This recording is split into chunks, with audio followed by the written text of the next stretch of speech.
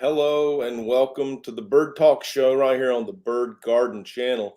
We're going to be talking about some pretty important topics today. I think you're going to enjoy this one. Stick around. We're going to go for about 60 minutes from now. Once this live stream has ended, we're going to upload this as content on the Bird Garden channel. So if you're watching in replay, thanks for joining. You can leave your comments below the replay video, and I'll be sure and check those out and get back to you as quick as I can. If you've got a comment and you want to contribute to the live stream today, be sure and put it in the chat. I'll be monitoring that as we go. I'll be interacting with the chat. Let's do that right now. Hello, Canestio Valley Cichlids, and welcome. Thanks for dropping in. I was late getting the notification out today. So many things going on. Let me just give you some highlights here. I'm going to be producing a video that describes how to set up a bird feeding station, why you would want to do that, and how you can then enjoy it. Now, you can get technical in any of those rabbit holes, but it will not be technical. We're talking about easy bird watching, and I'm going to keep that topic very easy, something that anyone can do. So much like bird watching, I want this upcoming video to be a piece of information that can be done by almost anyone, almost anywhere, almost anytime. Just a easy peasy. And then from there, once you get a foothold on a bird feeding station, attracting some birds, enjoying some birds, then you can modify whatever system you begin with to suit your desire. And that's what I've done over the decades that I've been feeding birds. I've fed birds on a porch rail. I've fed them on a board on a porch rail, on a rock on a porch rail, on a hanging feeder, a hopper feeder, a suet feeder, a cylinder feeder. I mean, if you look at the bird garden right now, let's see if we can do that. Let's see if there may not be any action out there. We'll have to check it out and see.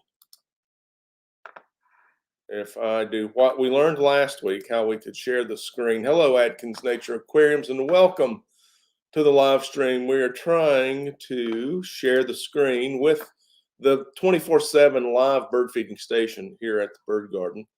And we want to, yeah, there it is. Actually, that's not it. Let's go to this one. Bird Garden YouTube. Oh, Tennessee bird feeding. I think we found it. Yeah, and if we go over there, I think we can expand that. Now let's see. Okay, welcome aboard. So it is 1 p.m. Eastern, 5 after 1. This is the slow time at the feeder. If I were a smarter live streamer, I would live stream at breakfast time or dinner time when this thing is smoking with activity. You'll see one or two birds come in. There's one on the side over there. And what you see there, you got, let's just describe this briefly. On the left, and you can't see my cursor, I wish you could. On the left, we've got a cage of suet balls. Those are suet. Look up suet if you don't know what that is. It's kind of fat and seed mixed, clumped together. It'll hold a little bit of a shape. Birds love it. That fat's high energy. This particular suet ball is infused with insects as well. So there's some protein in there, and you'll see some birds that don't typically eat at feeders come to eat that because the fat has energy and there are insects in it, including the northern mockingbird, American robin, who likes worms, will also eat there at that feeder. The woodpeckers, we got about 4 species of woodpeckers every day. They love eating the suet balls. Moving over to the right, you see what I call the 3-bowl feeder. Now that's just loose seed. Birds can fly in, perch, grab a sunflower seed, be on their way. Then moving to the right side of the center pole, we've got a pillar feeder. So that's a heat infused mixed seed, no mess feeder. There's no holes there. It's all edible. And the birds have to sit there a little longer than they do on the 3-bowl feeder, pick off the seeds. It lasts longer than the food in the 3-bowl feeder. But they still get their nourishment. And then moving to the right is a shaped pillar feeder that once looked like a squirrel. And it's a cute little squirrel, but once the birds start doing their damage on it, it's unrecognizable.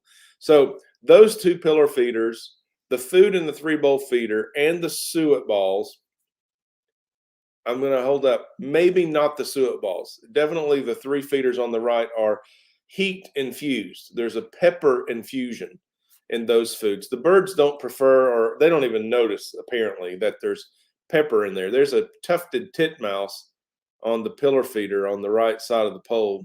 Of course, he's hiding from the camera right now. So this heat, it is a very strong deterrent to mammals, squirrels, chipmunks, bears. Have you seen the bear video? Go check out the bear video. There's a bear video. There's 2 bear videos on the Bird Garden channel. You can look through the videos there and find those. And when a bear visits your bird feeding station, that's expensive because it's going to be destructive. So we had to rebuild the bird feeding station after the bear visit. We didn't want to do that again, so we started paying a little extra to get the heat infused food. So this is how we do it. Oh, and on the center pole, there's a little clear removable plastic tray with drainage holes in it. We put there's another tufted titmouse. Does that make titmice? I say titmice. I don't think it's proper. The little clear plastic bowl in the middle there, we put freeze-dried mealworms, and the bluebirds love those. The eastern bluebird come in numbers and wait their turn politely, and they'll chase other birds off to get some of those freeze-dried mealworms. Then in the bottom tray, the gray tray with the Bird Garden YouTube channel sticker on it, just below that scrolling text, that's a tray that's often used to catch food from a hopper. You'd put a hopper feeder over that and it would catch seed. There's female house finch on the 3-bowl feeder and a Carolina chickadee coming in on the right side with a tufted titmouse on that pillar feeder with the heat infusion. There comes a second tufted titmouse. So you see, we get a little bit of activity. It's a slow time of the day. And in the morning, the 8 o'clock time, and then the evening, 3 to 5 o'clock, you get the supper. There's Carolina wren. They're just trickling back in now. And there's the eastern bluebird.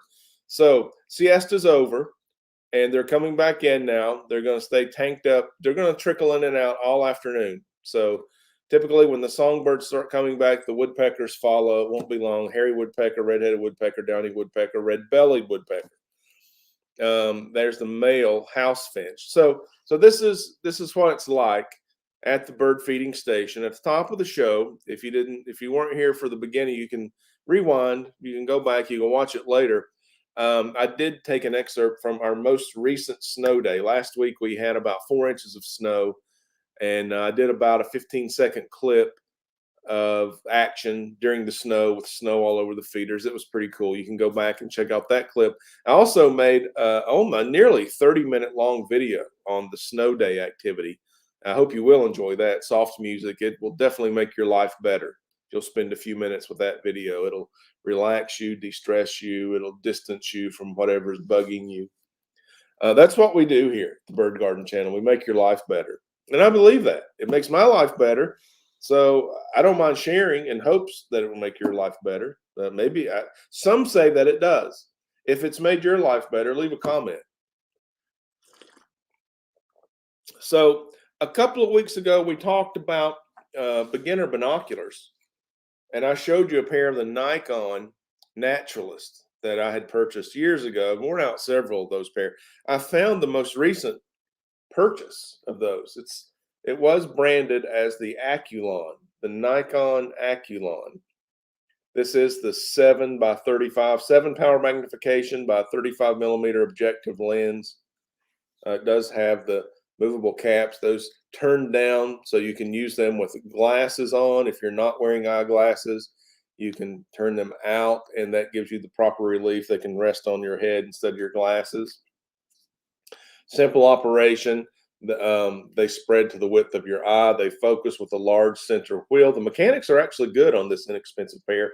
I can guarantee you we paid less than $60 several years ago for this pair of binoculars. Crystal clear, 7-power. I recommend it as a first binocular. You cannot get better glass or better performing binocular for that kind of money. This is the one for that kind of money. Now, I've said I wore out several. They're not indestructible. They are armorized. You can see they're rubberized all over. They're at least water resistant. Definitely, I wouldn't submerge them, but I think if you're out in the rain for a second, you're going to be okay. They come with this dust cover for the eyepiece, and it has these little holes on the side, so you can lace those on your strap. And so while you're in the field birding, they'll still be with you. If it happens to rain or start to mist, you can cover, because listen, you don't want a water drop on your binoculars. You don't see through or around a water drop. You want to keep your eyepiece dry. So this is a handy little dandy. Great to have. So I wanted to show you these newer ones. If you've got any questions, definitely drop those in the chat or in the comments below. As you see the offset, the eyepiece is not in line with the objective lens. That's called a poro prism. So the light is shifted via mirrors. The newer style and the type that I bird with now is called a roof prism, and it's just a straight tube. That's a roof prism. The advantage of the poro prism, believe it or not, is a sharper image. That's not to say that this image is sharper than my roof prism binoculars. My roof prism binoculars have much better glass, much better image. But generally, if the glass was equal, the poro prism would deliver a sharper image. The disadvantage to the poro prism is the weight. There's a lot of extra material here in order to get that build. And as far as I know, that roof prism is kind of a modern thing. So there's the Nikon Aculon. And one thing you need to be aware of is the minimum focus distance. Okay, I can't focus on my feet with those binoculars. They don't have a tight enough range. So the focal range on that, and I don't recall, you can look it up, you can Google it. It's probably going to be between 15 and 30 feet, which is perfect for bird watching because birds typically don't like you any closer than 30 feet. Definitely at the bird feeder. When I'm out on the patio watching the bird feeder, that 7x35, it's probably 50, 60 feet away, and there's no problem. The birds don't mind me at that range. The binoculars focus just fine. So a disadvantage of a lower end binocular, lower price binocular, you're not going to have that close focal range that would allow you to enjoy, say, butterflies. A fantastic book is called Butterflies Through Binoculars, and that helped revolutionize, even bring about butterfly watching. Prior to that, it was butterfly catching and pinning the butterfly in a scientific methodology so that you could then study it at close range. So then an author, and I apologize for forgetting the name, wrote a book, Butterflies Through Binoculars, and said, hey, you don't have to kill them. You can use binoculars. And it was because of that, the higher end binoculars started having a closer range of a focus distance, a focal distance. So there's some fantastic information right here on the Bird Garden channel. No extra charge. Doesn't cost anything to get in here. We do pay the bills, though. I mean, if you're watching this live bird feeding station, understand that's excellent technology to deliver that image to you. And if it's not as, let me say this. If you go to the web, that's very clear. This is a retransmission. This is a screen share. Very clear. It's a 4K camera. If you go to the live stream on the YouTube channel instead of through the live stream that you're watching now, the Bird Talk Show, you can go to the bottom right of the video screen to the little wheel, the little gear.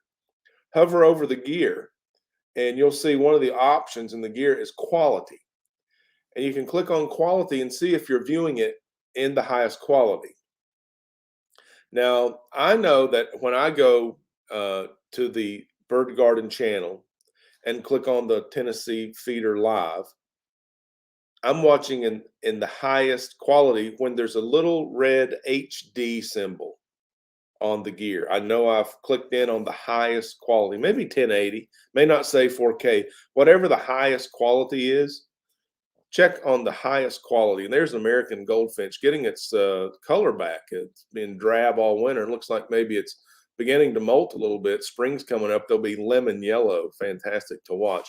So that technology, it's pretty easy. I can even figure it out and bring it to you all across the world, but it's not cheap. You know, cheap and easy, they don't go together a lot.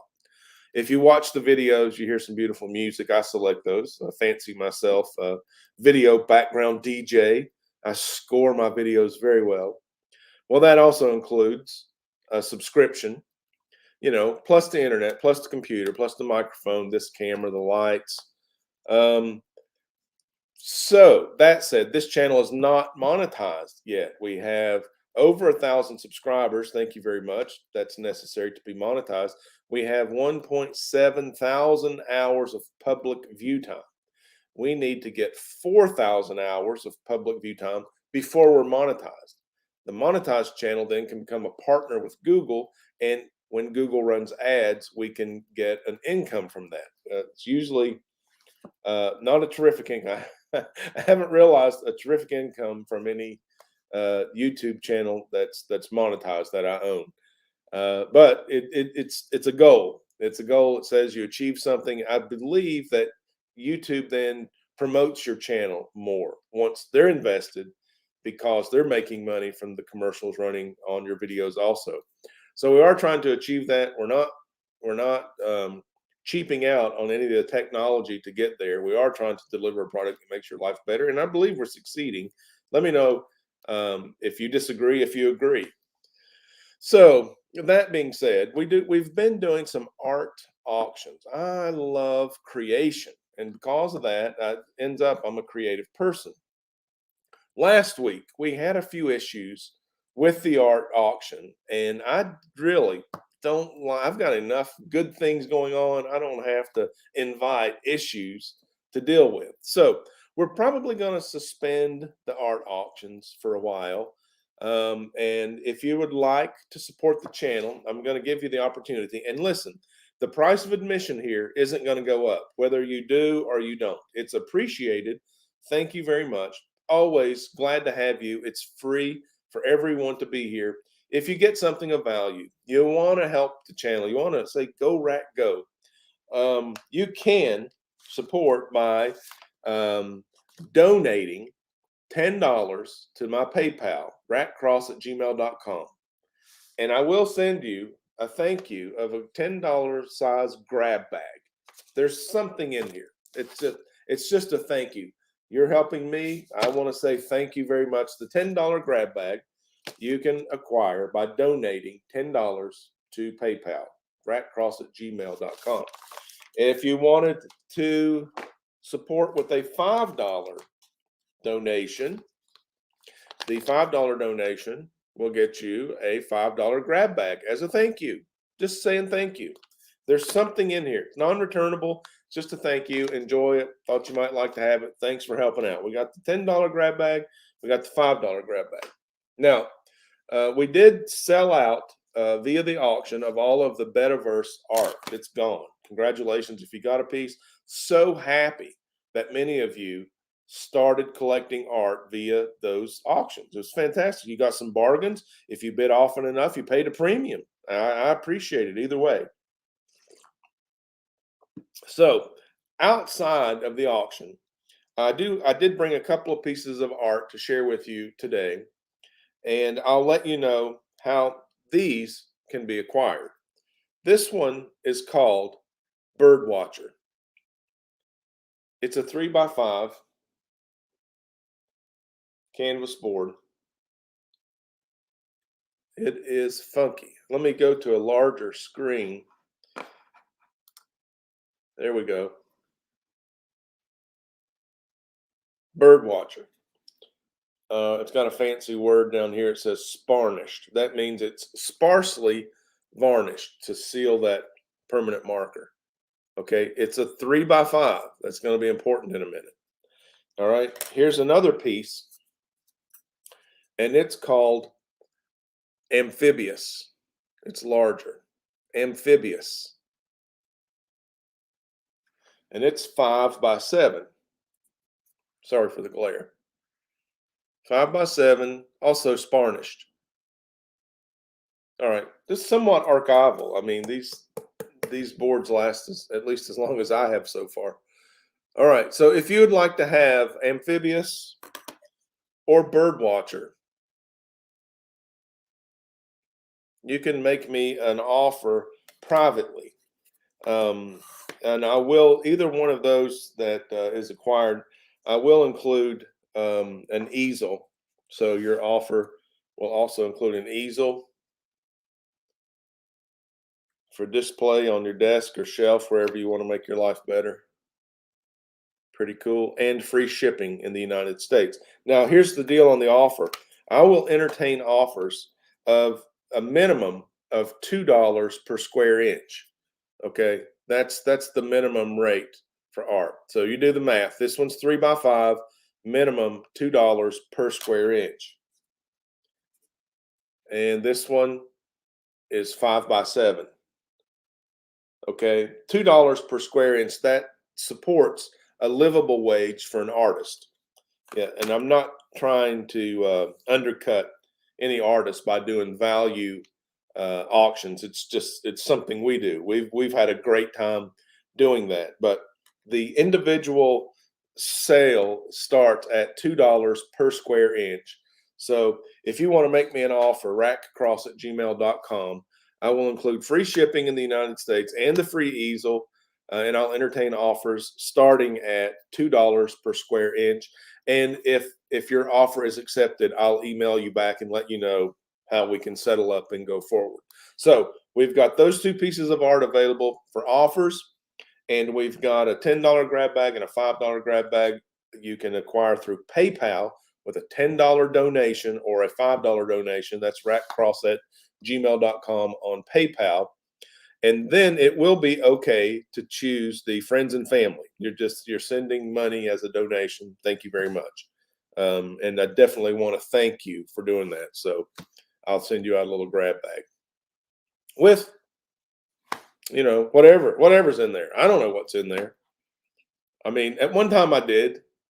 It was days, it was weeks ago. I have no idea what's in there. And I don't have just those two. Okay, I've got a small stack. I've got a small stack of those.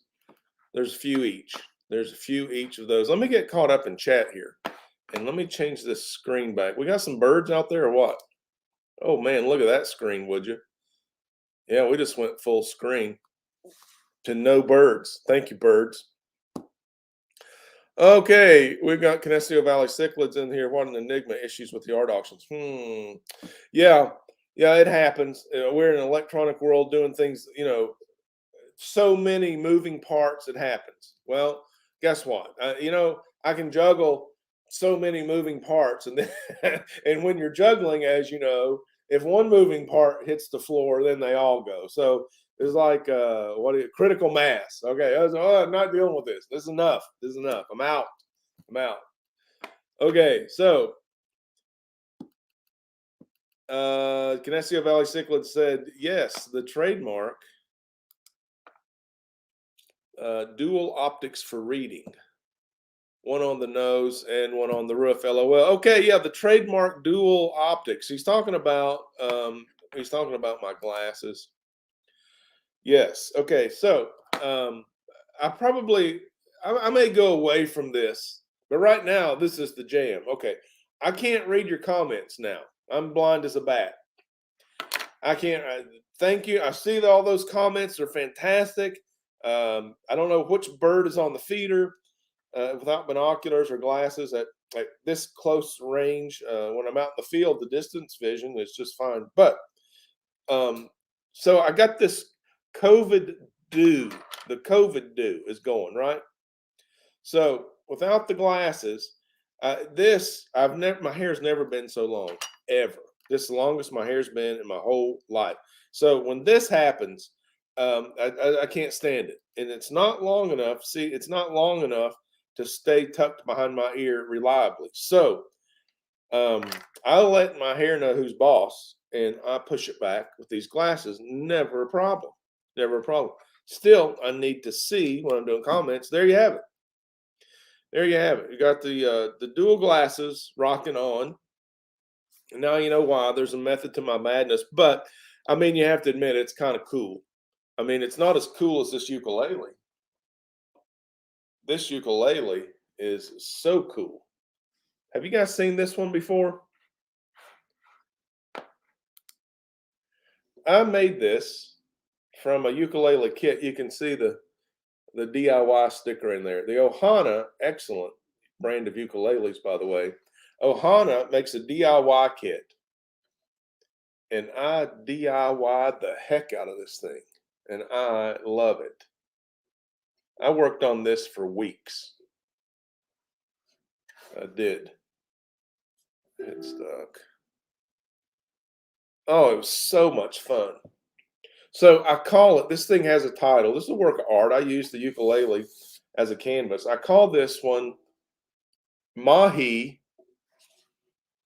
Pineapple Jam. Mahi Pineapple Jam.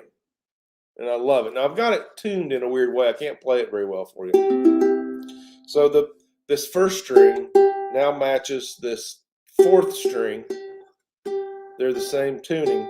So when you strum it, that's called an open C.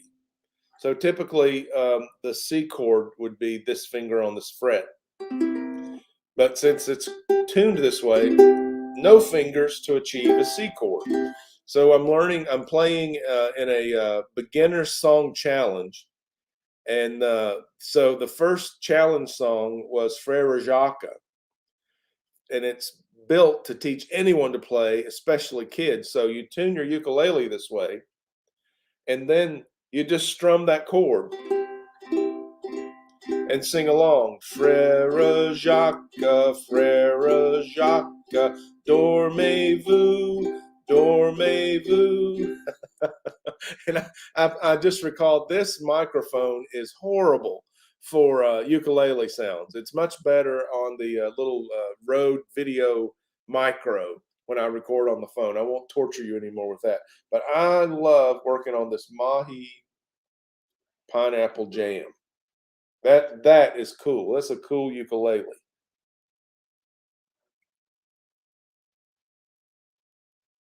Nice. I know I've shown you the Redbird. I designed that one with another company, the Magic Flute Company, and you've also seen the Irisy Soprano Raven Totem. Yeah, after I came back from Alaska, studying those totem poles, and saw how important birds were in their culture, I was inspired. Yes, and just because I have it here, I'll show you again. Redbird. Yeah, Redbird.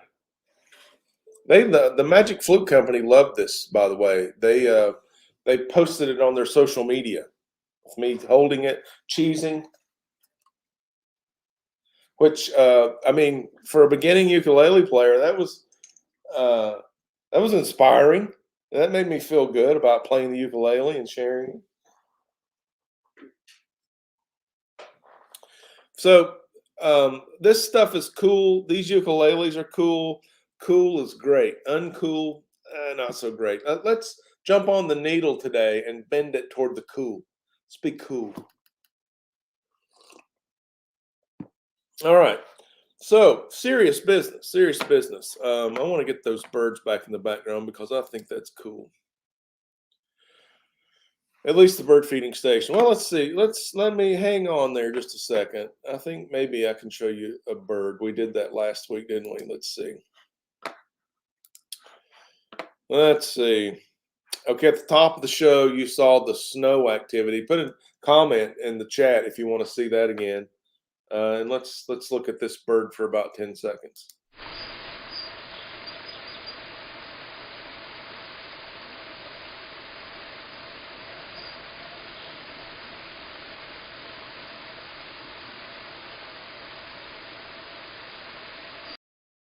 Yeah, that's cool.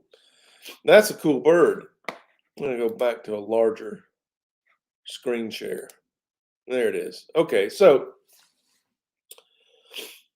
you're following along the channel, the Bird Garden channel, and you've seen the series of videos we've done on South Texas birding, the Rio Grande Birding Festival, Rio Grande Valley, the World Birding Center. It's all. I released another video yesterday on South Padre Island Birding and Nature Center.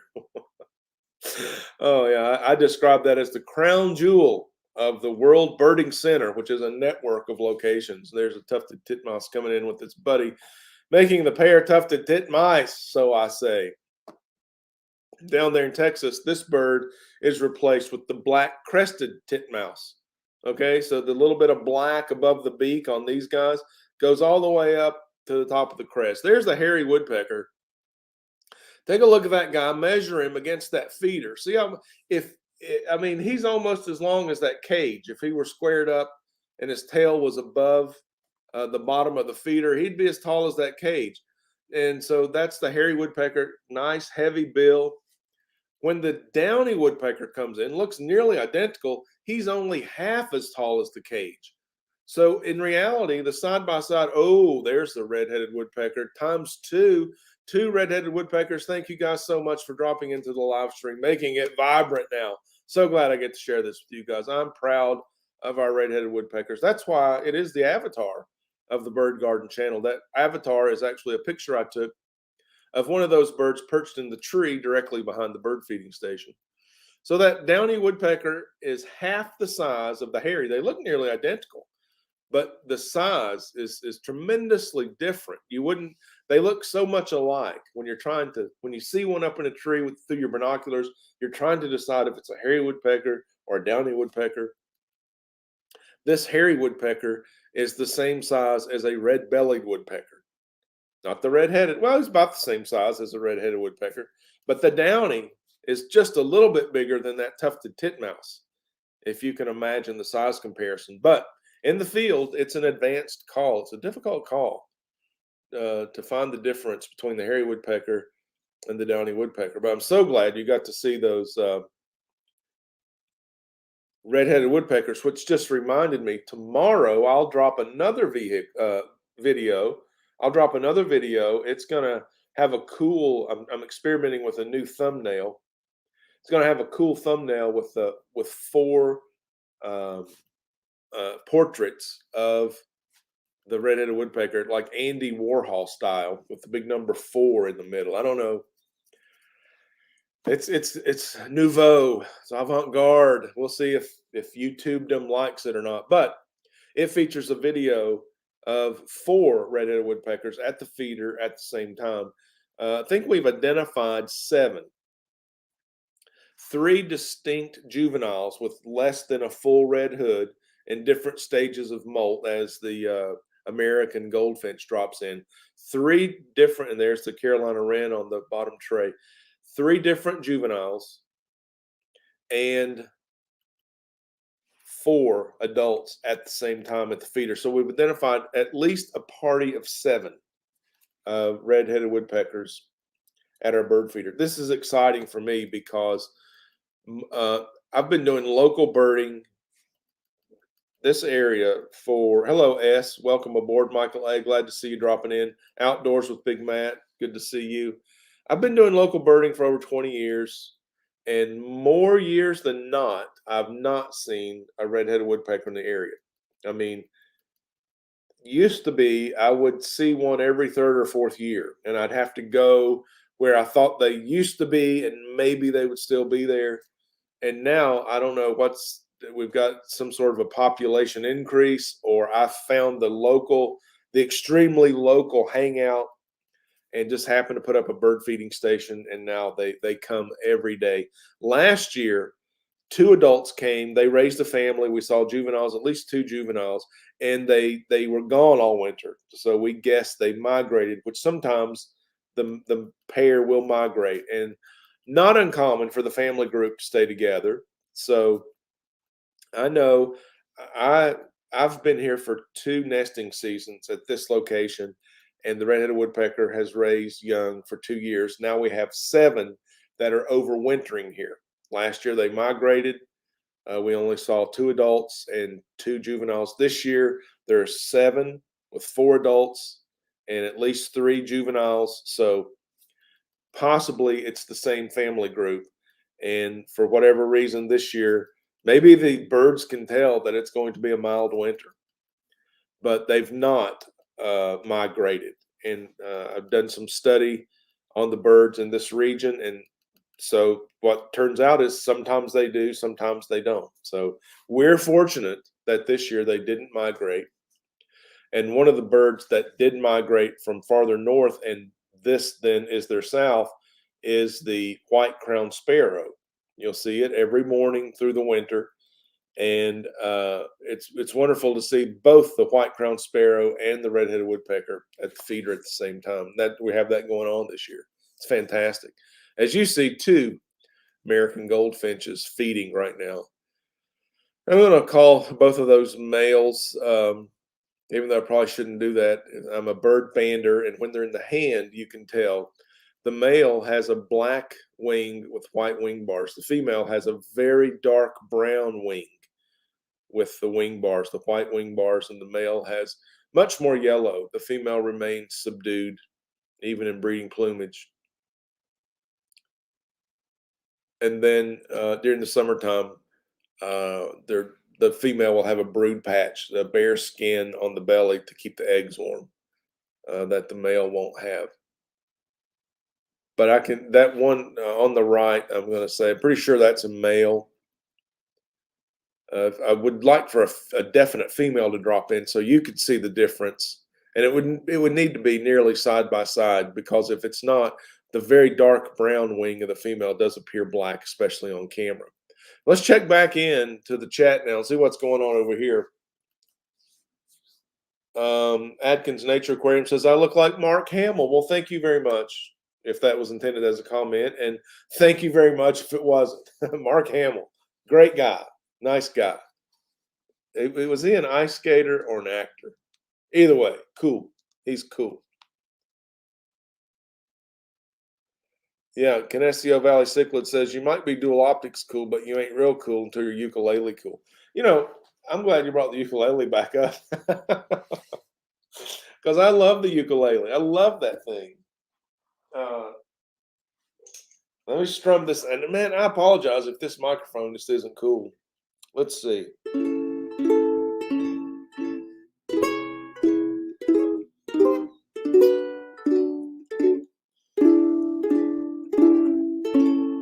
Wow, I don't even know how you can hear that and not be glad that you did. It's just so easy, so accessible, and so good. And that brings us to I told you we had some important things to talk about today, and that brings us right to it. Excellent segue.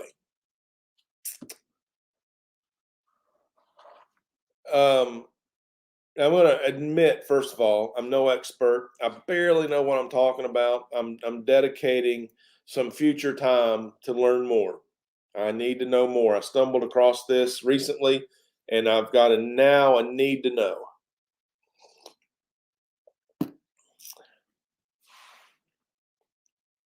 Let me see, how can I phrase this? There's a commonality here. What does the ukulele have in common with birds? All right, I need to say it that way because this is the Bird Talk Show. This is the Bird Garden channel. I claim to be a bird watcher talking about birds. And, I play the ukulele. All of these things are happening. Well, and also I'm pretty good at pattern recognition. Okay, and that helps me collaborate and inventive and creative, and I do that all over. I don't know if you know this, if you've been following along. I do this all over the internet, all over YouTube with other creators. I am a consummate collaborator. I'm a creative. I love creation. Turns out I'm creative. This is what I do. Pattern recognition is like key to that. So the question, what does the ukulele have in common with birds? It's not seeing anybody comment on that right away, so I'll tell you. It's okay. I'll tell you. I would have had no idea with until this recent study. So you can understand how simply this convergence of information happened for me. I'm studying birds. I'm studying ukuleles. Eventually, they're going to cross paths, right? They're going to introduce each other, right?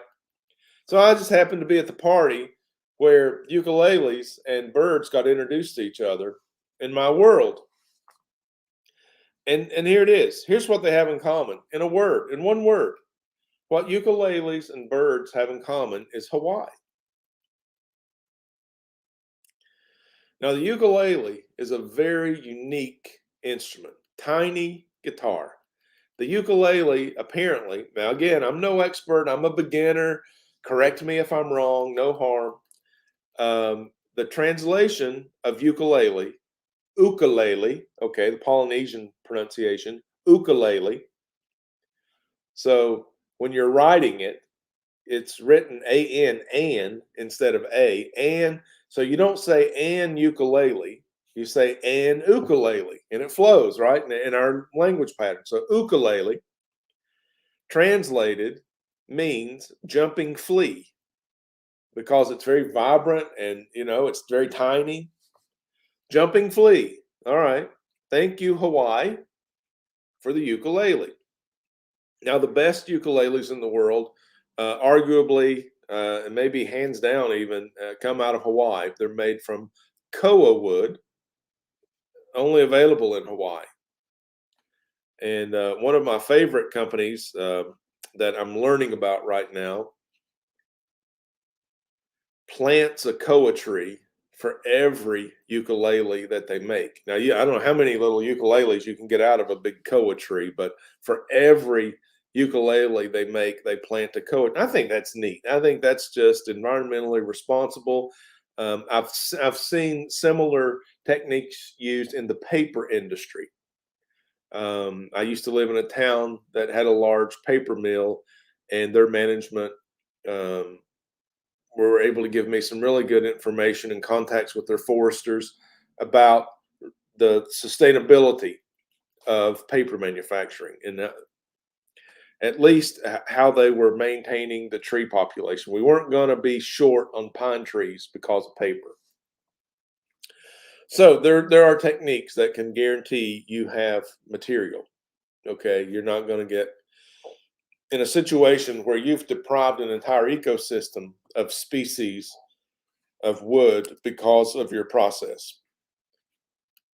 So this particular, and I'd give you the name, but I'm just so I just have such a superficial level of information. I don't want to mention the name and then have something wrong. They plant a tree for every ukulele they make. That makes Hawaiian, wood, this koa wood, sustainable for a production purpose. I love that. I love it. Now, you're probably ahead of me thinking here, yep, Hawaii has birds. Yeah. Canessio Valley Cichlid says Hawaii has a lot of birds not on the mainland. Okay. South Pacific, a string of islands out there in the middle, thousands of miles offshore, in the middle of the Pacific Ocean. South Pacific. So these birds get out there, and now those birds are separated from other birds everywhere. Endemic, is that the word? Endemic species to Hawaii. And they're left to adapt and evolve for their existence on these small islands. No interbreeding, no new genes, cut off, and now they're their own population. And that means that the ecosystem that they've adapted to over their entire existence, generational existence, is very sensitive. It is. It's very sensitive. Ah, now we've turned Hawaii into a vacation mecca. We've done so much development there, which basically displaces a lot of this habitat. Not all of it, a lot of it, but not all of it. So this is the information that I want you to help me study. This is, and correct me if I'm wrong.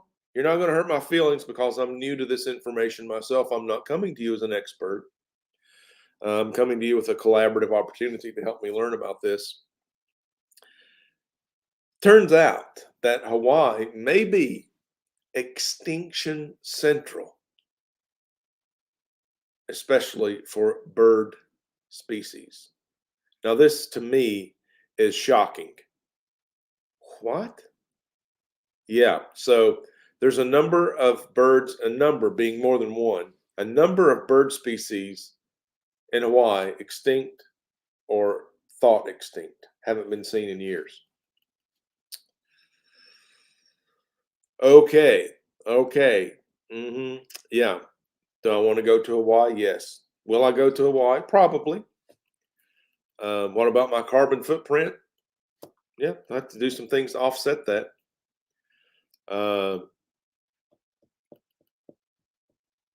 I've found out enough to know that there are measures in place that have been found effective.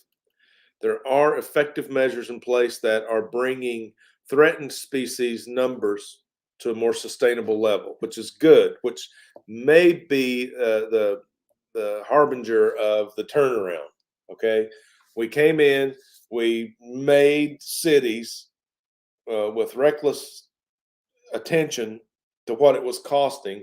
Now we've got lots of boots on the ground who need more resources, don't we all? But they definitely need more resources. But they're doing things. They're doing things. They're not talking about it. They're not theorizing. They're in. They're in the practical application of the studies, and the practical applications are yielding positive results. So, here's one of the major. I mentioned development. Okay, because I'm responsible for development. I'm human. I'm responsible for the development. Okay, we need to be aware of environmental studies and impacts and take proper mitigations when we develop. I'm not anti-development. If you say that I am, you're misquoting me. I'm not anti-development. I think there is actually a nice collaboration where both nature and development can win in some situations. I've seen it. It may be a longer way around the block, so to speak, or it may require more resources or time, but it can be done. I'm all for that. I'm for that. But the number one pressure on these threatened bird species in Hawaii, as near as I can tell, you feel free to differ, we can still be friends, is non-native predators. Ugh, invasive predators. Can you imagine? These birds doing their Hawaiian bird things, living in peace, making everybody's life better. They get things introduced to them by humans, like rats and dogs and cats and snakes. And so they have adapted their entire the life of the species to this environment without any of those predators. Feral pigs. Now all of a sudden, pigs eat birds. Pigs will eat anything. They don't catch them too well, but what they do is they make these wallows that become little swamp areas. Now guess what? And I'm going to be stepping off of my soapbox after this one. Also introduced to Hawaii was the mosquito. So these birds that have adapted to their lifestyle in Hawaii without mosquitoes, come to find out, they're extremely susceptible to malaria. So a malaria carrying mosquito bites a bird dies in a few weeks. No immunity. No, never had a need for that. So these pigs make these wallows, which become seeps, right? So they break the ground. They put little divots in the ground. Now it rains. Imagine it raining in Hawaii. So you got all these thousands of little puddles and larger puddles where these pigs roll around. And mosquitoes can lay their eggs there. Now we got mosquito habitat. We got cats and dogs just killing birds. Okay, cats, um, you know, I guess occasionally they could eat one, but the studies show mostly they kill them and leave the body. It's like a sport kill. It's like a predator instinct. You got to kill the dogs. Whoo, man, that they find colonies of seabirds and just go through and kill all the babies. Oh, that one's moving, chomp. That one's moving, chomp. Sad story. So, the ukulele, I see it as a instrument of peace and happiness. And birds, oh man, we're talking about them for an hour now. 51 minutes we're talking about birds, and I love it.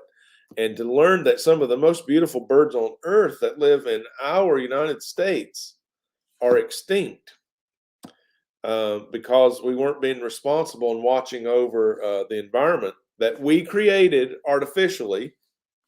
Uh, wow. I don't know if there's some sort of call to action there or a responsibility. Definitely, I want to go there. I want to see it.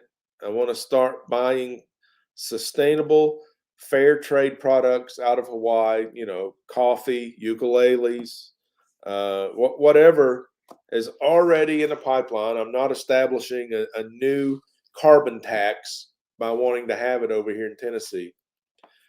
Something that's already in the pipeline that goes directly to help Hawaii. Got that on my radar. Okay. I'm not going to be a crusader. I'm not going to be an evangelist. I am going to let you know, hey, I found this out. If it's happening to birds, maybe what's next? Fish. So when do we start being responsible? They are being responsible in Hawaii. There are some things, believe it or not. And I love this. Oh, by the way, one of the huge impacts on bird population in Hawaii was the introduction of the mongoose. Huh. Yeah. So used to, we would think like, what can we do to help? Well, let's take the mongoose over there. Okay. What can we do to help? Well, let's go over there and get some sugar and not know that while we had our boats tied off to the dock, all the rats on our boat were running across the rope down the dock. Now they're living in Hawaii too. Anyway, I digress. Not really. That's on topic. So one of the low tech things that are okay. So here's the priority: to eradicate invasive species. Okay, that's it. Just eradicate. So how do you do it? Takes a little bit of resource. Okay, they got a little bit of resource. They could use more. They have found that they can build a fence. Okay, they can build a wall around a habitat, and all of those mammals that I mentioned, they're deterred, and they don't have any reason to go over, through, around, under the wall. They don't have any reason. It's the same on the other side of the wall for them. They're not eating the birds for sustenance. They're not eating the eggs for sustenance. They don't need to go across the wall. So they go a different direction. So everything within the wall, as far as bird species go, now they begin to thrive and come back in very uh, very sustainable numbers. It's a beautiful thing. Holy cow, who knew? Who knew? Put up a wall and it's good for this population that was going extinct. Now it can thrive again. I want to go see it. I want to see it. I want to start emailing with some of the people that are keeping their eye on the ball. Maybe we can see if we can get them to appear as a guest with us here. There's Downy Woodpecker on the Bird Talk show. You remember how big that hairy woodpecker was? And like he was feeding, his tail was below the feeder, and he was feeding from, that very top window of the cage feeder. Now here's the little half size downy woodpecker. You also notice the beak is half the size. Thank you, downy woodpecker, for helping me off of my soapbox there. But I hope you learned something and take away a little bit of concern for not only our Hawaiian birds, but also, all the wildlife and environment issues. I consider myself light green. Yeah, I mean,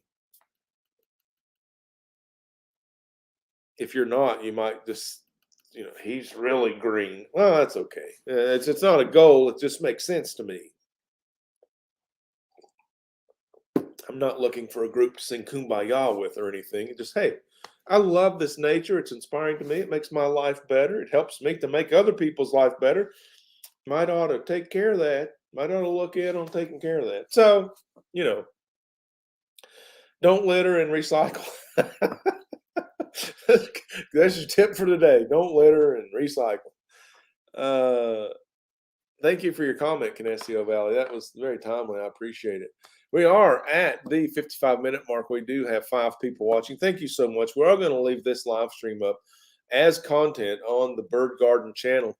This Bird Talk Show, episode number 10. We've talked about how ukuleles and birds have something in common, and that thing is Hawaii. We're going to look in on that a little more. Just glanced up there at the feeder. It looked like we had a tufted titmouse, American goldfinch, female house finch, Carolina chickadee, and I think down just off screen on the left, I saw a northern cardinal. And believe me, if they're not on the feeder, they're in the yard. Those guys, they're omnipresent. They are here. We had a visit from a couple of red-headed woodpeckers. If you didn't see that, you got to check it out in the replay. Scroll backwards, check up on that event we had with plural red-headed woodpeckers. Now I want to show you, before we get out of here, I want to show you the activity on the snow day. There's a mourning dove. New for the show today is the mourning dove. We've seen about 8 species, 8 different species. This is the slow time of the day. The activity on the bird feeder will continue to pick up from now, and it will be especially active at 8 o'clock in the morning. Liquid Zoo Only Fence, thank you for lurking and listening. I appreciate that. We're going to click now to the snow day. Just a short clip from birds during the snow day. Here we go.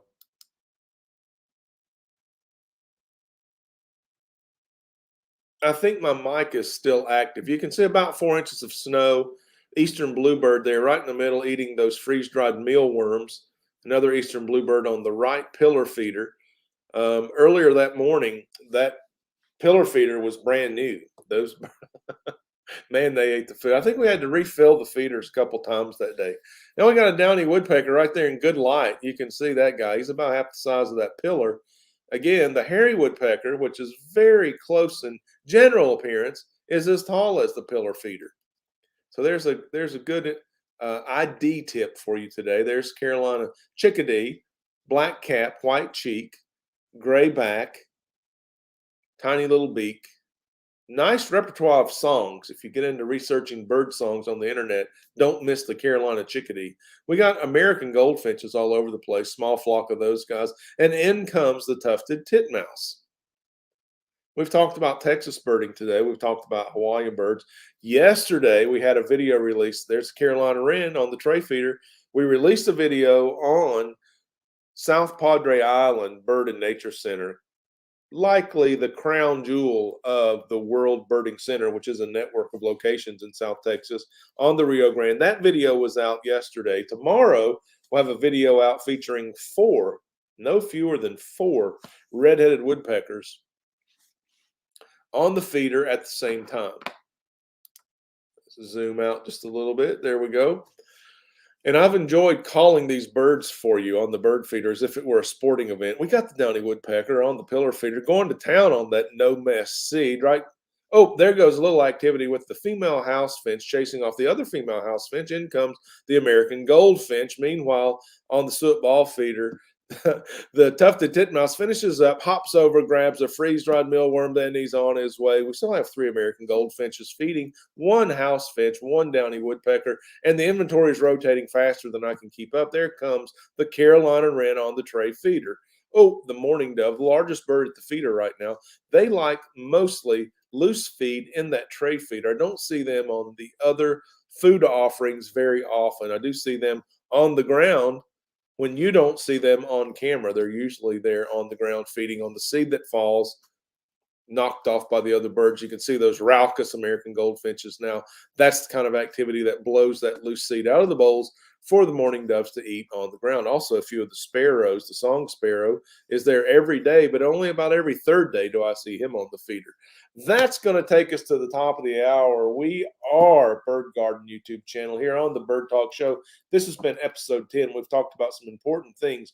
I hope that before we get together again, you're able to get out there, see some birds, get some binoculars. That's step number 1. And they don't have to be expensive. You don't have to spend a lot of money on binoculars to see some great birds. You don't have to spend a lot of money to have some great art. If you want to support the Bird Garden channel, you can make me an offer on either of these 2 paintings. This is 5x7. This is 3x5. We'll look at offers at ratcross@gmail.com of $2 per square inch or more. We're supporting the living wage of an artist. That'll include free shipping in the United States and a free display easel. And we also have for a $10 donation via PayPal, ratcross@gmail on PayPal, $10 donation, I'll send you a little thank you in the form of a grab bag. And for a $5 donation, a smaller grab bag. That's ratcross@gmail on the PayPal. Thank you for your consideration. Thank you very much for watching. If you enjoyed the video, be sure and hit the like. If you know someone else who likes collaborating, ukuleles, Hawaii, Texas, birds, live streams, share this link across your social media. Send it to them directly. That'll help this channel and your friend. Thank you very much for that consideration. I love seeing your comments. Appreciate you participating in the chat today. If you're watching the replay, you can leave a comment below. I'm going to close this one out. We'll be back next week, 1 o'clock Eastern time on Wednesday with the Bird Garden Bird Talk Show. Until then, why don't you get out there and see some birds?